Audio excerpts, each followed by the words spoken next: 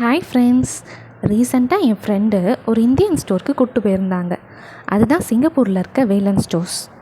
இந்த கடை Velan mini super மார்ட் செங்கோங் ஸ்கொயரில் இருக்குது. முருங்கைக்கீரை, பூ, தேங்காய், வேர்க்கடலைன்னு நம்ம ஊரில் கிடைக்கிற எல்லா பொருளுமே இந்த கடையில் இருந்துச்சு.